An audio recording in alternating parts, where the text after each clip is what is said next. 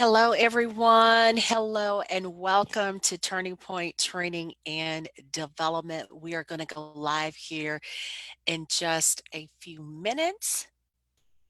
So stay tuned. You've got a moment to share this with your friends, with your buddies, with your coworkers, with your peers, those that are business owners, entrepreneurs, thinking about it, in the midst of it, preparing for this startup. We're going to hop on live in just one moment and share some tips and some opportunities for you to really think about. Join us here in about 30 seconds.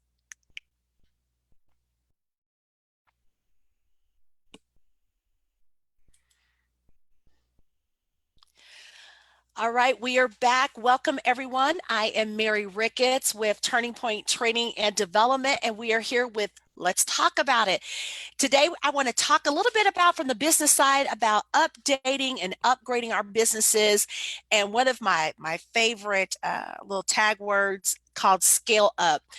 And thinking about scaling up our businesses, what is that really going to look like? And now I know so many of us are in the midst of making shifts and changes and adjustments in our business and what works and what's not going to work. So we're going to have a quick discussion. There's some tips and solutions I want to share with you and some things I want you to start thinking about when it comes to your business. The one thing we want to be careful of as business owners and leaders in our organizations is making sure that we're not doing some knee-jerk reactions.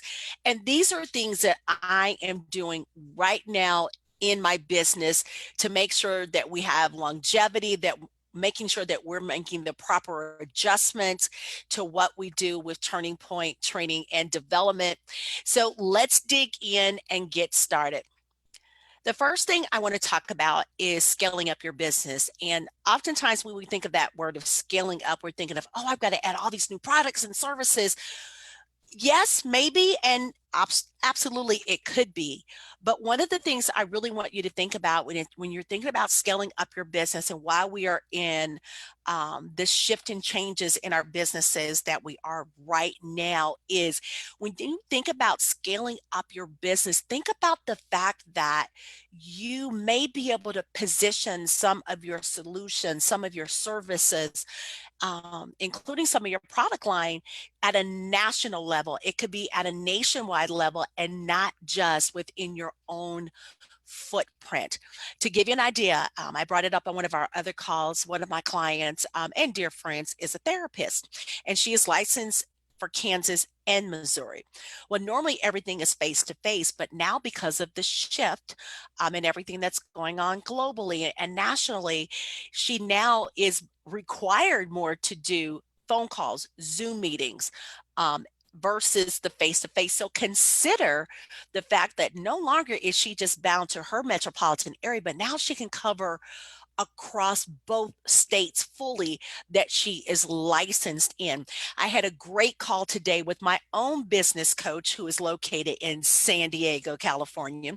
And we were talking about the same thing for one of my other businesses. It's time to get past thinking that everything will have to be a face-to-face interaction. So if you are a coach and you are a trainer, and even those that are public speakers, think about the new shift in your business and what can you do to scale up and go from being so much face-to-face on the opportunity that this really can bring so many of our businesses and organizations to, oh, wait, we can really move to a national level. We're not confined to being face-to-face with a client or face-to-face with a student, that we can make it at a national level.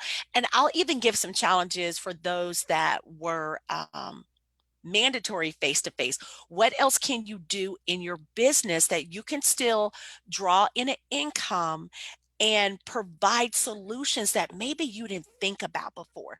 So when we think about scaling up, think about expansion, but don't think about just, I've got to add a lot of new products and services, but think about the fact that what you may be able to do is expand territory. So you may be able to shift and expand territory.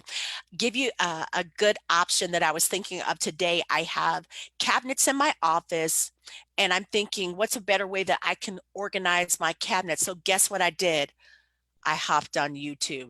So I'm giving away some of my tips and solutions. So let's jump right in. I've got 10 useful tips. Let me give you a little background on how I even located some of this information. I love to go online and search for articles. I love to even find old articles that are still relevant to what's going on in our country, in our communities right now. There's an article I found, I have the link at the bottom, from smallbiztrends.com that came out in 2009. And I'm reading this article and I'm like, oh my goodness, this is exactly what I'm starting to do. I've got some things that I've, doing a little different, and some other things that I'm pulling out of the article for my business and things that I've already started. But what really hit me was what was going on in the country at the time. In 2009, remember everyone, we were coming out of the financial crisis. So if you want to dig into that article and look at some of the solutions that he talks about in the article, it is phenomenal. I believe it's actually written by Anita Campbell. So a great shout out to Anita Campbell. It was updated back in 2017. So let me tell you where I think some of the highlights are, and then I have my own that are added to this list as well.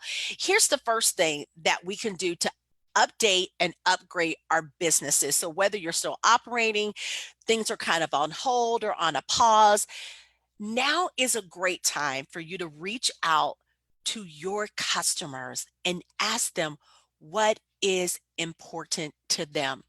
One of my coaching clients I have is 30 years old, so they're younger.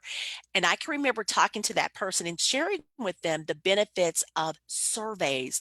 And they're like, I hate surveys. And I'm like, years ago, I'm sure some of us will remember the people that were in the malls. We had men and women in the malls, and they would have this clipboard and they would bother you at the end of the escalator, at the top of the stairs, and they were asking you all these questions. Why? Because someone needed to do prospecting and client surveys. What do customers really want? Times have changed. We don't do them quite the same.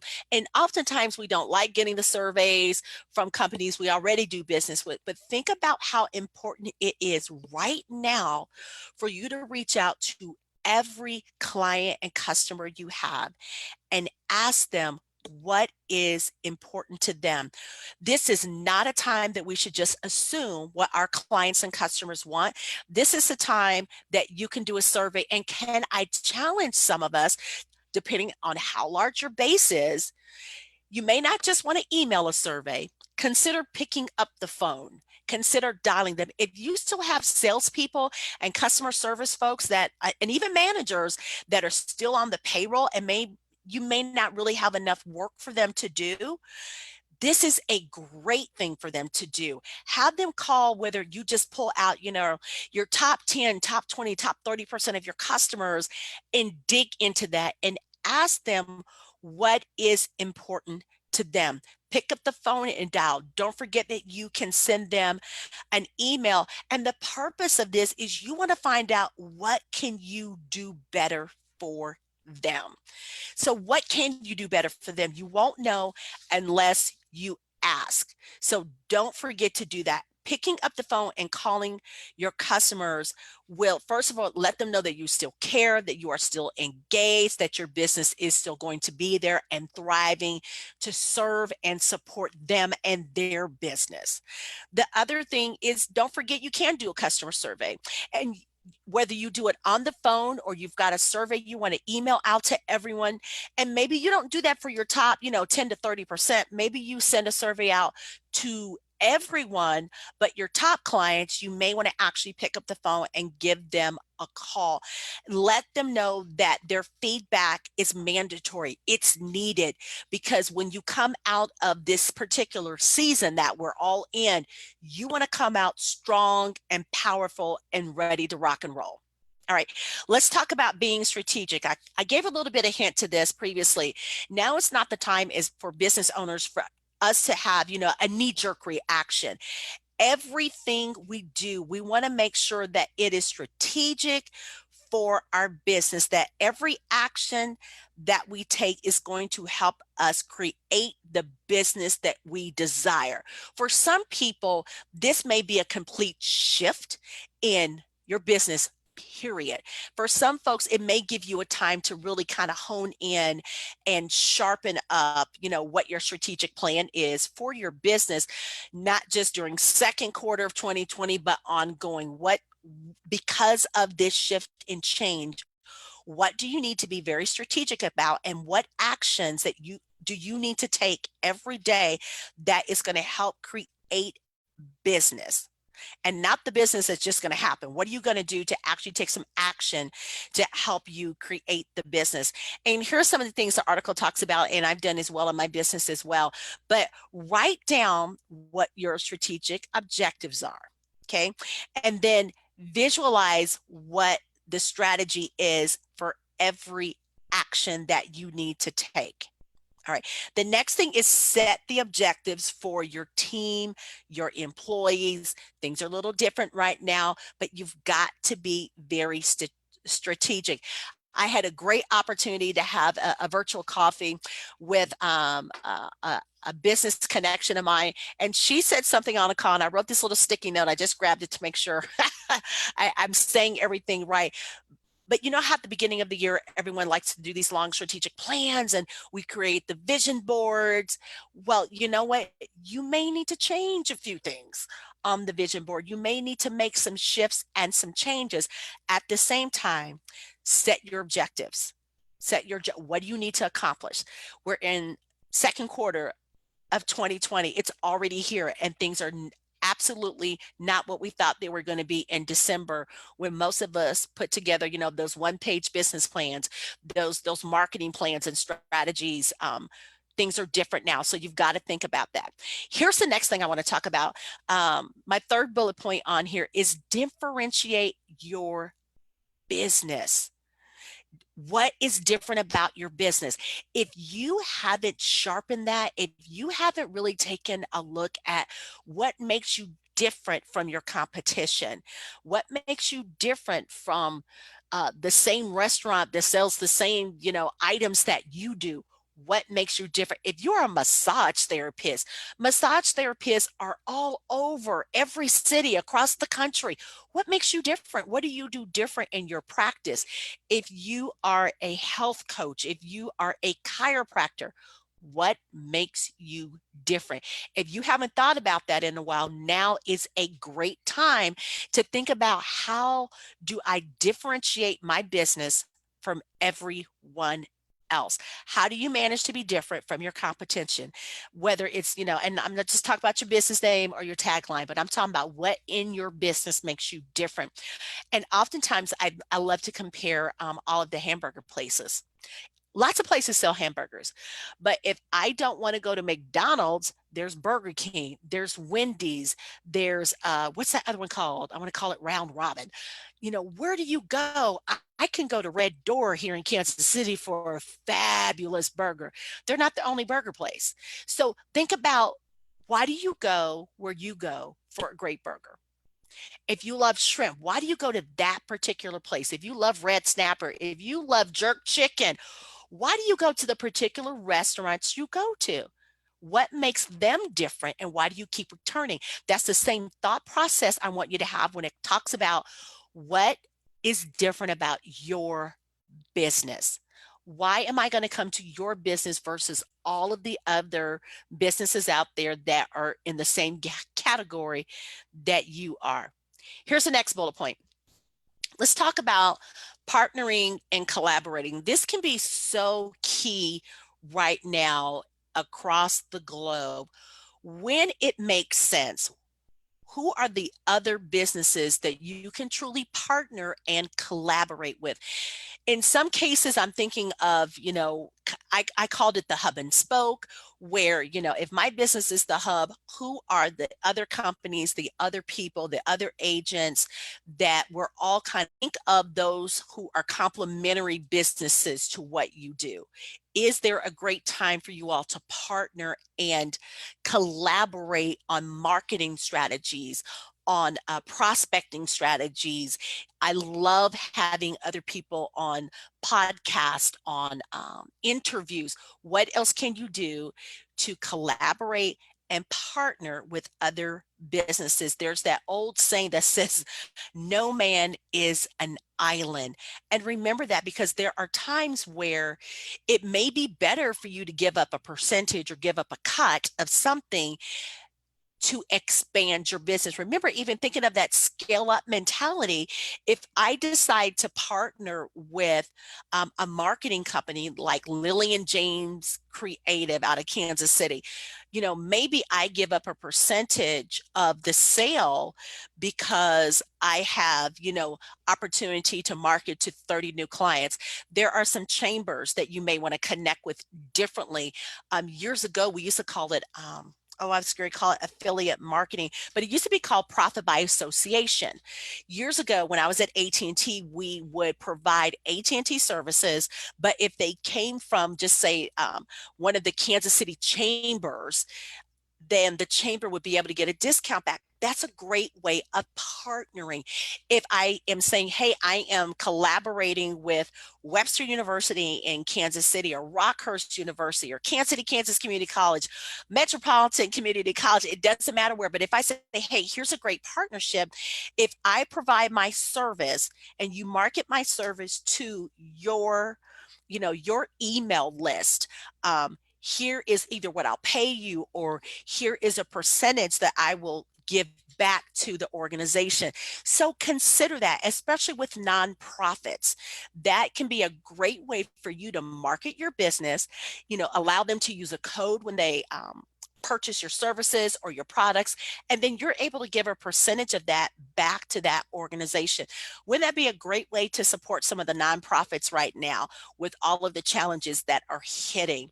So think about something strategic that still helps you create business and allows you to partner and collaborate where it makes sense. I am not asking you to give away the store, but if you can reach 6,000, 20,000 people that you may not have connections with currently, and give up 5%, 10% of the sales, wouldn't that be worth it? So think about partnering and collaborating. Here's another one. This is one of my personal ones. Upgrade a skill. And this is where I really want to talk about training and developing. This is the best time for you to start thinking about your personal and professional development for yourself. That could be reading a book, that could be taking an online course, that could be joining a mastermind group, looking at personal and professional one-on-one corporate training.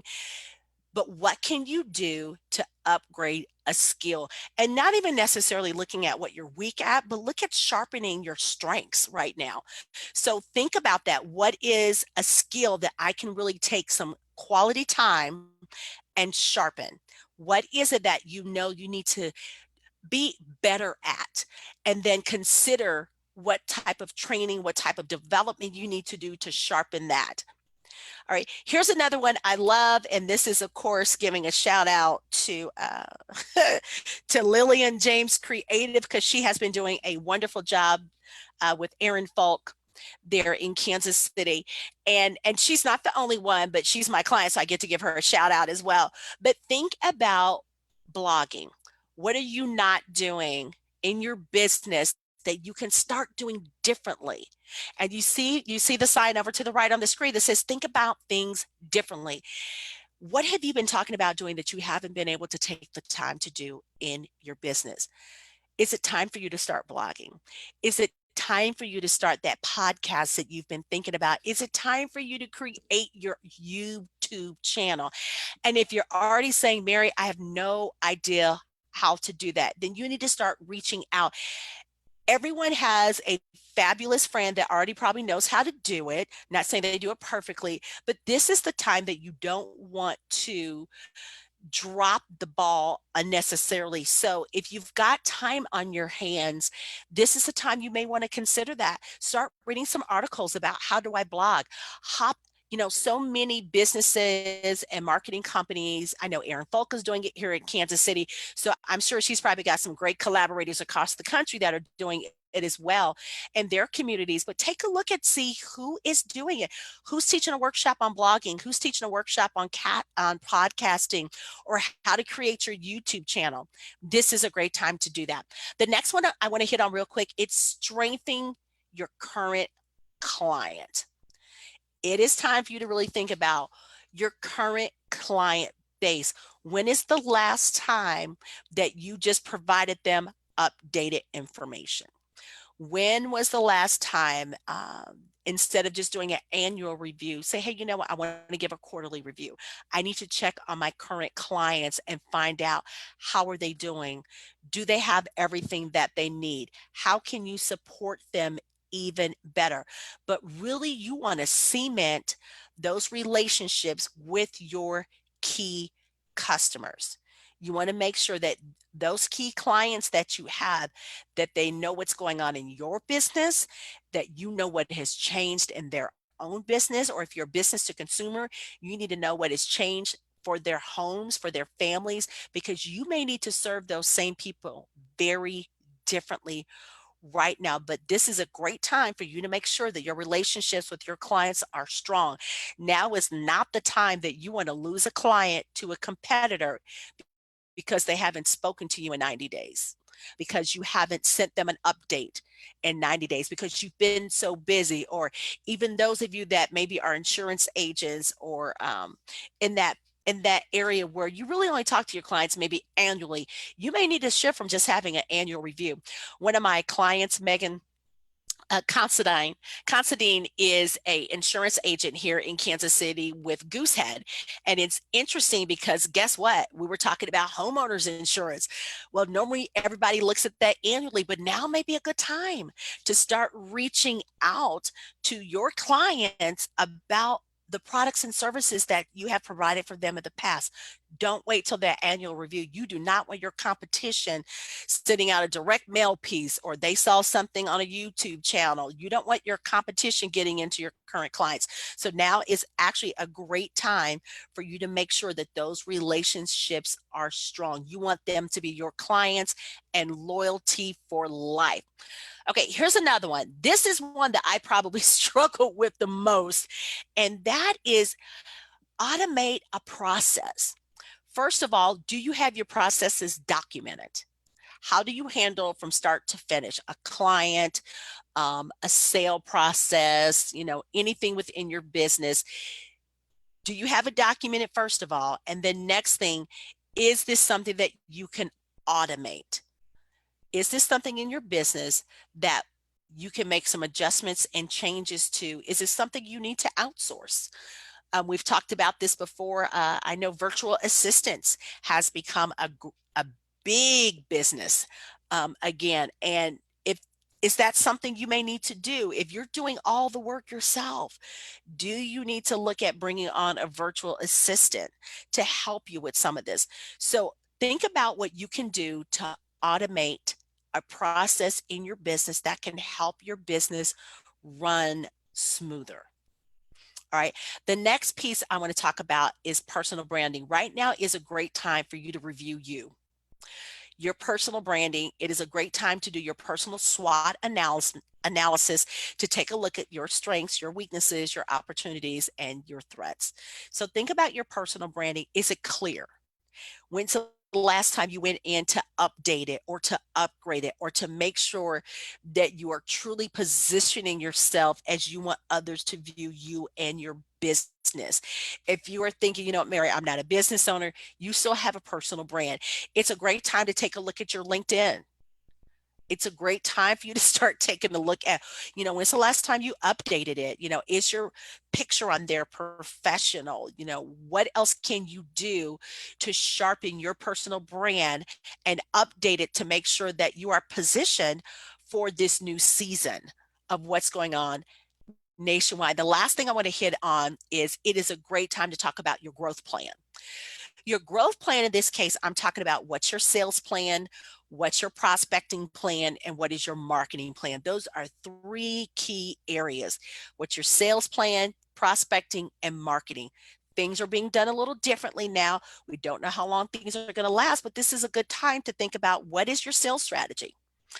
Do you have that one-page sales plan, your one-page prospecting plan, and where's that one-page marketing plan? What have you done lately? When's the last time you pulled it off the shelf and looked at it? Second quarter 2020 is not going to be the same as first quarter. You need to dust that off, go through everything that you had written before. And for those of you who are thinking, I didn't have one written before, you need to get one. You need to get your sales plan, your prospecting, and your marketing plan together, because that is going to be key right now. And a great conversation I had with Aaron Folk recently was, everybody is at home, and we know not literally everyone, but there's so many of us that are at home that have a little extra time, or maybe while the kids are working on something, you're able to actually sit back and do something for yourself and for your business. This is the time that you want to do this. So let me wrap us up with one more thing, and this is it. We can have all the best plans in the world. We could have the best vision board business plan out there, but we've got to talk about next steps. And the next steps are, you have to take action now. What are you going to do differently? What's going to make you successful for this second quarter and beyond in 2020? And we want to make sure that we're available to help you. So if you're not sure what to do, and if you're saying, Mary, I've never had a coach, I don't know what coaching is about, don't know if I need it, don't know if I want it, what is this? Book a complimentary coaching review call with me.